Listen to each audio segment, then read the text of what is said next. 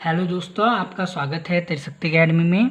और आज हम डिस्कस करेंगे work done for adiabatic process in thermodynamics. आज हम जानेंगे थर्मोडायनेमिक्स में work done for adiabatic process. तो सबसे पहले आप देखिए कि एडियाबैटिक प्रोसेस क्या है। इसके बाद हम जानेंगे work done for adiabatic process, इसका ग्राफ जानेंगे। अब आप इसको देखिए, एडियाबैटिक प्रोसेस क्या है। The process in which heat is not added और विड्रॉन फ्रॉम दिस सिस्टम, यानी ऐसी प्रोसेस जिसमें ना हीट ऐड की जाती सिस्टम में और ना ही विड्रॉ की जाती है। तो ऐसी सिस्टम हमारे पास कौन सी प्रोसेस होती है इस सिस्टम में? तो जो प्रोसेस जिसमें ना हम हीट दे सकते हैं और ना ही हम उस सिस्टम से हीट ले सकते हैं, तो जो ऐसी प्रोसेस होती है हमारी, वो हमारी कहलाती है adiabatic process. The process is known as adiabatic process. इसमें ना कोई हीट देते हैं सिस्टम को, यहाँ आप डायग्राम में देखें, और ना ही सिस्टम से कोई हीट विड्रॉ करते हैं, ये आपने यहाँ पर देखा है। अब आप यहाँ पर देखिए वर्क डन, कि वर्क डन हम कैसे फाइंड आउट करेंगे एडियाबैटिक प्रोसेस के लिए। तो उसके लिए आप यहाँ पर एक इक्वेशन देखें, पी वी की power gamma is equal to constant, जहाँ पर गामा जो हमारे पास है वो है स्पेसिफिक हीट रेशो, जो हमारे पास होता है ratio of specific heat at constant pressure to the specific heat at constant volume. ये हमारे पास हो गया गामा, जिसको आप कहते हैं स्पेसिफिक हीट रेशियो। तो P V gamma is equal to constant, ये जो हमारे पास इक्वेशन है, इस इक्वेशन को फॉलो करती है एडियाबैटिक प्रोसेस।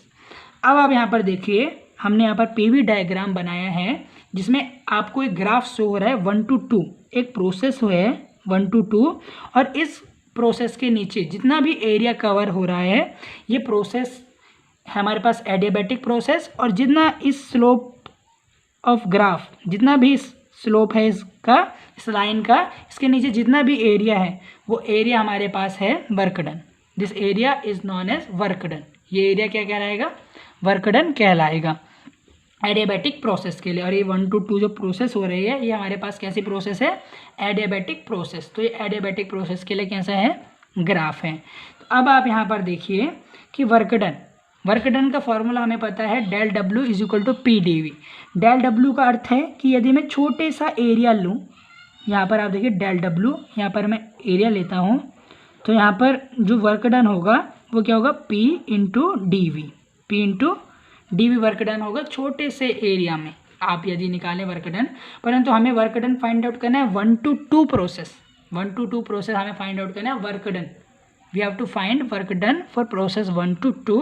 तो हम इंटीग्रेशन करेंगे बोथ साइड।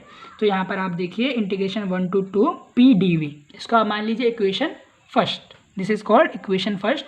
और हम जानते हैं कि जो एडियाबैटिक प्रोसेस होती है वो फॉलो करती है इक्वेशन पी वी की power gamma is equal to constant, where P is the pressure, V is volume, and gamma is specific heat ratio, and C is constant. ये आपको पता है।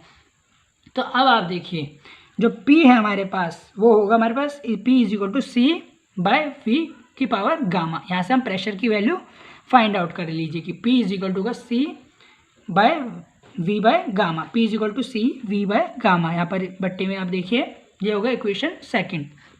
अब आप देखिए, जो हमारे पास इक्वेशन फर्स्ट है, इसमें हम पुट करेंगे वैल्यू ऑफ प्रेशर। तो अब आप देखिए जब हम इसे पुट करेंगे तो वर्क 1 to 2 हो जाएगा, इंटीग्रेशन ऑफ 1 to 2 प्रोसेस। आप यहाँ पर देखिए सी वी बाय गामा, क्योंकि यहाँ पर हमने किसकी वैल्यू पुट कर दी? पी की वैल्यू पुट कर दी, सी वी बाय गामा। अब आप यहाँ पर देखिए इंटू डी वी। तो अब आप यहाँ पर देखिए वी बाय गामा क्या है? यहाँ पर डिनोमिनेटर में है, इसको आप न्यूमिनेटर में लाएंगे तो इसकी पावर हो जाएगी वी की पावर माइनस गामा, और जो कांस्टेंट है वो हमारा आ जाएगा यहाँ बाहर आ जाएगा कांस्टेंट। तो अब आप देखिए इसके सापेक्ष में हम क्या करेंगे? इंटीग्रेशन करेंगे। तो हमें पता है इंटीग्रेशन ऑफ एक्स एन की पावर एन, ये होता है हमारे पास एक्स एन की पावर n+1 अपॉन में n+1। ये फार्मूला है इंटीग्रेशन ऑफ एक्स की पावर n का। तो अब आप देखिए इस फार्मूले के ही अनुसार x हमारे पास यहाँ पर v है, तो यहाँ पर हो जाएगा v minus gamma plus 1 bye minus gamma plus 1। और यहाँ पर जो हमारे पास लिमिट्स हैं 2 to 1, यहाँ से 1 to 2 आप इसे बोल सकते हैं। 1 to 2 जो है प्रोसेस है।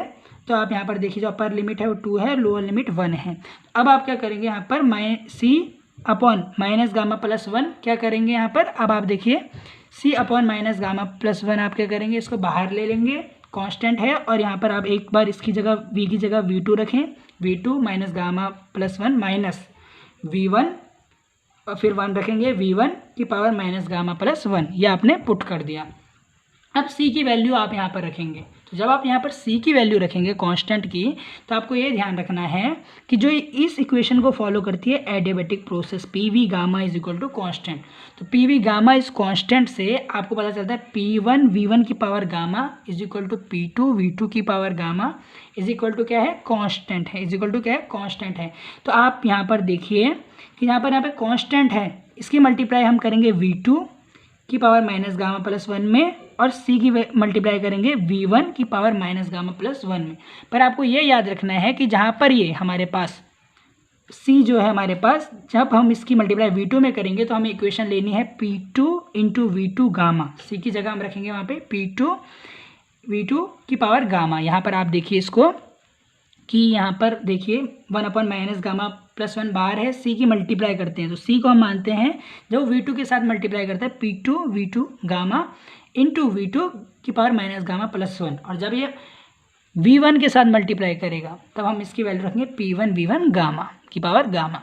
तो अब देखिए आप इसको मल्टीप्लाई कर देंगे इसमें, तो ये हमारे पास क्या आएगा, इसकी पावर देखिए हमने पढ़ा हुआ है कि यदि x की पावर यहाँ पर n है और यदि x की ही पावर यहाँ पर m है तो x m प्लस n, ये हमने फार्मूला पढ़ा है, एल्जेब्रिक फार्मूला है एक, ये आप सब जानते हैं। तो अब आप क्या करेंगे यहाँ पर कि यहाँ पर देखिए V2 सेम है, जब आप इन दोनों को ऐड करेंगे तो गामा गामा कैंसिल हो जाएंगे और V2 की पावर बचेगी 1, तो ये हमारे पास आएगा P2 V2 minus P1 V1 upon minus gamma plus 1 upon minus gamma plus 1 बचेगा। अब आप देखिए यदि आप इस इक्वेशन में माइनस से मल्टीप्लाई करेंगे तो हमारे पास जो वर्क डन आएगा फॉर प्रोसेस 1 to 2 वो आएगा P1 V1 minus P2 V2 upon gamma minus 1, तो ये हमारे पास आ गया वर्क डन। यह work done for adiabatic process. इस इक्वेशन को आपने याद रखना है बाय सॉल्विंग न्यूमेरिकल। जब आप न्यूमेरिकल को सॉल्व करेंगे तो आपको ये इक्वेशन मदद करेगी न्यूमेरिकल्स को सॉल्व करने के लिए। अब आप देखिए इसको हम कैसे लिख सकते हैं। अब आप देखिए यहाँ पर हमें पता है PV is equal to MRT, ये आइडियल गैस इक्वेशन है फॉर एनी गैस। तो आप यहाँ पर देखिए तो इसका मतलब होगा P1 V1 is equal to MRT1 for point 1 और P2 V2 is equal to MRT2। आपको P1 V1 की जगह रखना है MRT1 और P2 V2 की जगह रखना है MRT2। जब आप यहाँ पर ये वैल्यूज़ को रखेंगे तो MR आप कॉमन ले लेंगे, बचेगा bracket T1 minus T2 upon में गामा माइनस 1।